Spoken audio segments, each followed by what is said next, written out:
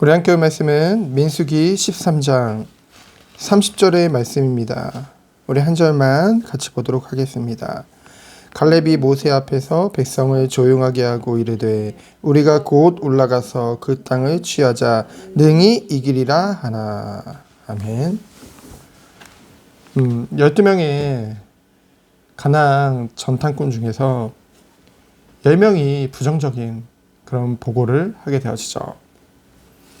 같은 것을 보고도 완전히 다른 보고를 하게 되어집니다. 공통된 보고는 뭡니까? 하나님이 말씀하신 대로 그 땅을 살펴보니 40일간 살펴보니 젖과 꿀이 흐르는 아름다운 아주 비옥한 땅이라는 거예요. 그러나 10명의 견해는 무엇이었습니까? 그들은 너무나도 강하니, 그곳에 거주하고 있는 자들은 너무나도 강하니 우리가 결코 그들을 정복할 수 없다는 거예요. 하지만 오늘 본문에 보면은 본문에는 갈렙 혼자서 이 이야기를 한 것 같지만은 여호수아가 함께 지금 이러한 보고를 하고 있는 거죠. 먼저 백성을 조용하게 했다고 했습니다. 그 말인즉슨 이미 10명의 정탐꾼의 보고를 듣고 그 백성들 안에서 소동이 일어났다는 것이죠. 그만큼 앞선 자들, 앞에 선 자들의 믿음이, 그리고 그 말이 그만큼 중요하다는 것입니다.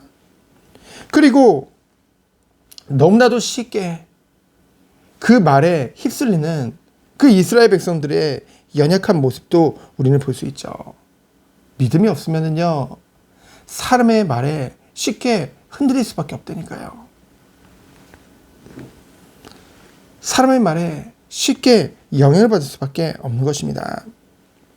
그래서 우리가 곧 올라가서, 갈렙의 고백이에요. 우리가 곧 올라가서, 이 말은 뭐예요? 바로 올라가서 그 땅을 취하자. 똑같은 것을 봤는데요, 그 성읍과 그 견고한 성읍과 그 거인과 같은 그런 거주인들을 동일하게 봤음에도 불구하고 어찌 갈렙과 여호수아는 이러한 고백을 할 수 있었겠습니까? 바로 하나님의 언약을 믿는 믿음이 그들에게 있었다는 것이죠. 그러면서 뭐라고 합니까? 능히 이기리라. 아주 쉽게, 능력을 가지고 쉽게 이길 것이다. 누구의 능력입니까? 이제껏 인도하신 하나님의 능력인 줄 믿습니다. 애굽에 10가지 재앙을 내리시고 이스라엘 백성을 출애굽하게 하시고 홍해를 가르시고 사막에 길을 내시는 그 하나님, 그 하나님이 지금도 동일하게 함께 하시기 때문에 능히 이기리라. 그것을 고백하는 것이죠. 이와 같이 같은 환경, 같은 처지, 같은 상황 속에서도 어떠한 믿음을 가졌냐에 따라서요, 완전히 다른 고백을 하게 되어지고 완전히 다른 응답이 올 수밖에 없다는 것이죠. 그러면은 하나님이 언약을 믿는다. 어떤 믿음입니까? 바로 하나님의 말씀을 믿는 거죠, 결국은. 하나님이 우리에게 주신 영원한 언약은 무엇입니까? 바로 하나님 나라의 축복이에요. 하나님이, 여호와 하나님이 우리 하나님이 되고 우리가 하나님의 백성이 되는 것, 그 관계가 하나님 나라의 핵심이라는 거죠. 하나님이 왕이 되시고 우리는 그의 백성이 되는 것. 그냥 왕과 신하의 관계가 아니라 친밀한 그 교제 속에, 더 나아가 자녀의 축복, 하나님이 우리에게 주신 언약이요 은혜인 줄 믿습니다. 이렇게 될 수 있었던 이유는 무엇입니까? 전적인 하나님의 은혜죠. 우리는요 모두 다 죄인이었어요. 아담과 하와가 지은 그 죄책이 우리에게 전가돼서 우리 또한 죄인이었다는 거죠. 하지만 예수님께서 십자가에서 죽으심으로 말미암아 우리의 죄를 다 대속하신 줄 믿습니다. 그런데요, 우리는 여전히 죄의 본성을 가지고 있다는 것이죠. 끊임없이 죄를 지으면서 살아가고 있다는 것이죠.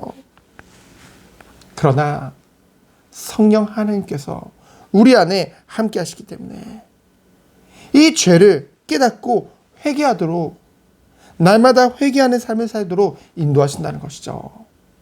이를 통해서 더욱더 하나님께 가까이 가는 그 성화의 축복을 주시는 줄 믿습니다.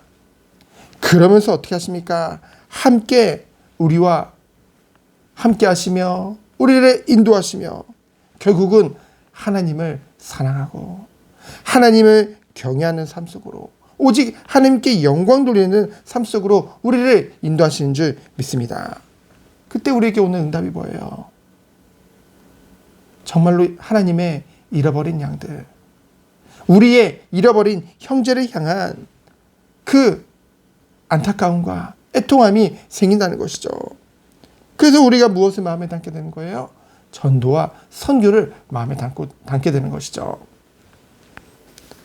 그러면서 우리에게 보여지는 것은 무엇입니까? 세상은요, 죄악이 관영해 있어요. 죄가 가득하다는 거죠. 왜 그렇습니까? 죄인들이 가득하기 때문에.